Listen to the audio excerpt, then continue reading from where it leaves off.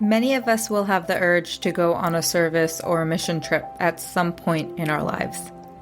And if you're listening to this podcast, you are most likely passionate about service and want to do some type of good in the world. But before you decide to book a trip and pack your bags, I want to tell you a little story about my first ever experience going on a service trip. And it's not a pretty one. My name is Ethel Bauman, and welcome to the Global Health Pursuit. In previous episodes, I don't mention the name of the organization I volunteered for, mostly because, to be honest, I'm pretty embarrassed by them. And I'm embarrassed by the fact that I thought that they were a decent organization to volunteer with in the first place. So today, I'm putting it all out there. And just a disclaimer, these are my opinions and my opinions only. So that being said, here goes. In 2016, I decided to volunteer with an organization called IVHQ, or International Volunteer Headquarters. At that time, I was in the middle of completing a master's in biomedical engineering at Columbia University, and I was about to go into winter break. If I remember correctly, our break was about a month and a half long. I honestly don't remember exactly how long it was, but it was a good chunk of time. And so I wanted to do something. I wanted to travel. And about a year before that, I went to Europe for a 3-week solo trip, and that was amazing. That trip showed me that I had the courage to travel by myself. But this time, I wanted to do something different. And for some reason, I really wanted to go to India and do something meaningful. Before then, I hadn't been to India since I was 14, and that was in 2005.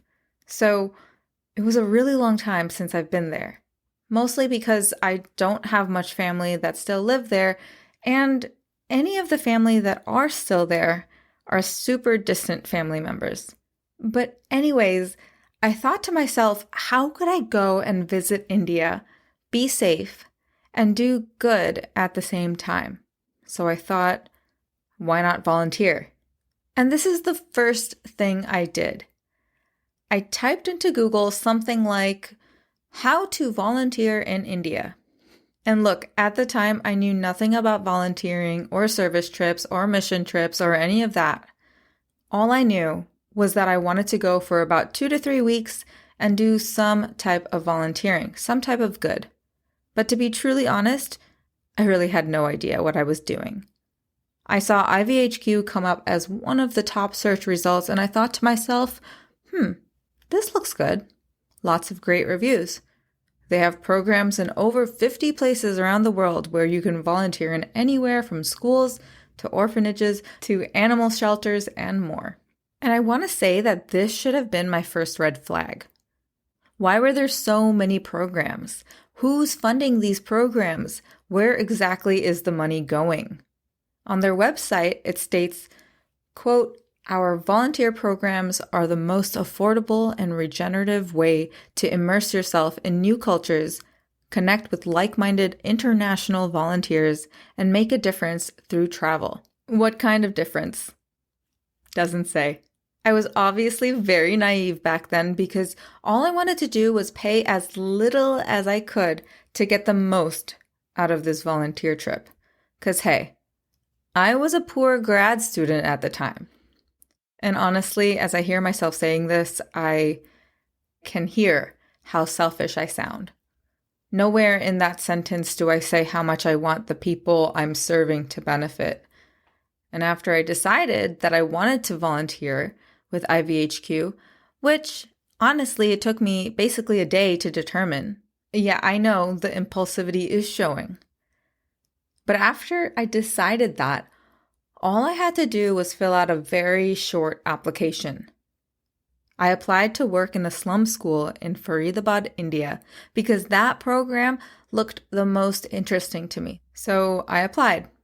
Nowhere in that application did it ask me if I had any teaching experience or qualifications. Nowhere in that application did it ask me for any proof of prior schooling or anything like that. So it was almost like, as long as you had the money to pay for this trip, you were qualified. So looking back, should I have been accepted? Probably not. Oh, and something else that I forgot to mention was that so much of the advertising for IVHQ was focused on how you could travel and go on excursions to sightsee on top of the volunteering. And at that time, I totally didn't realize what the word voluntourism meant. I didn't even know that that was a word. They said that I could go see the Taj Mahal and a bunch of other historical sites on my trip, but I opted out because I've already seen them and I wanted to spend more time with the kids in the school. Plus, it was an added fee and I didn't want to spend the money. Now, I want to tell you about the actual quote-unquote volunteering part now. The word volunteering is in quotes because, to be honest, I really don't know how much volunteering I actually did. Our days at the school were so short. I spent at most 3 to 4 hours each day at the school. I attempted, keyword attempted, to teach some math and read with the kids, and truly I felt as if I had a bit of an upper hand because I was actually able to speak in Hindi to the kids, albeit not fluently, but I understood what they were saying and I could respond.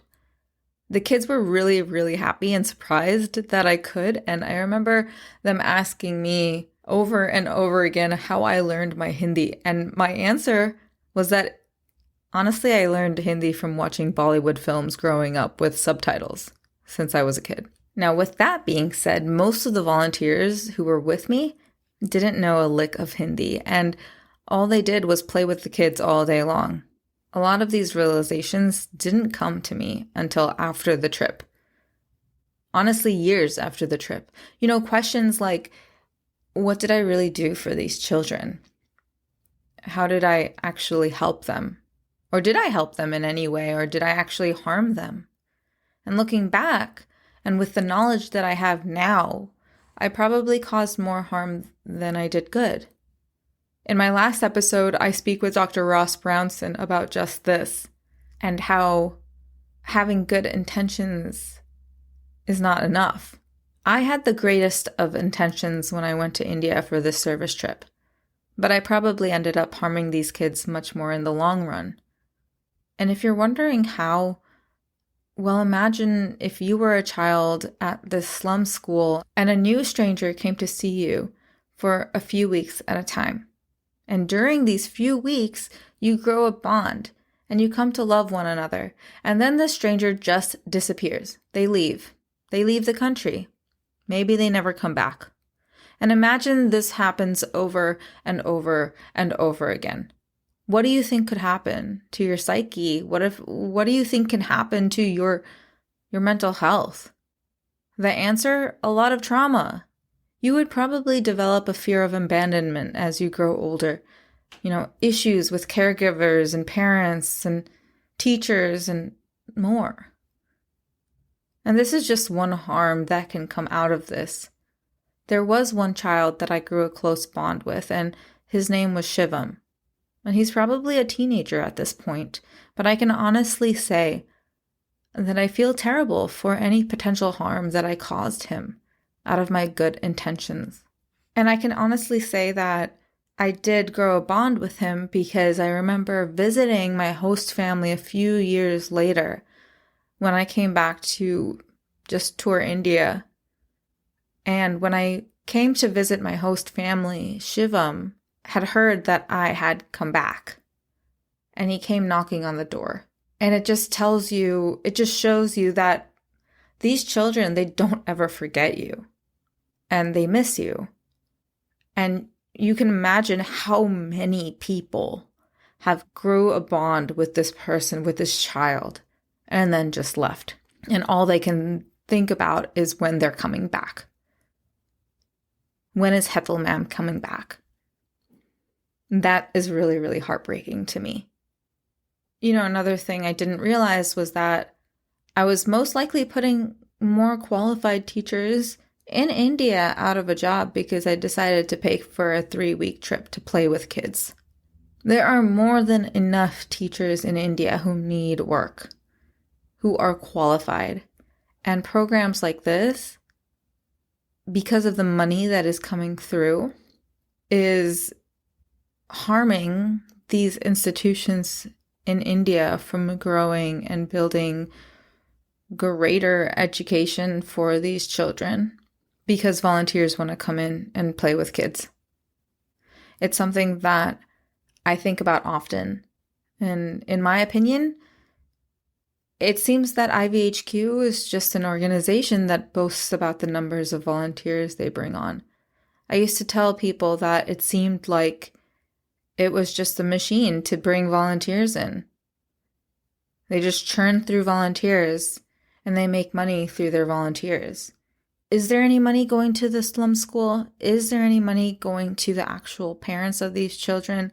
Is there any money going to clothing or food or the actual education and the books that these kids need?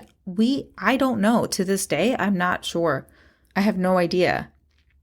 They boast about the number of programs and the locations that they work in, but they never boast about the results of the programs.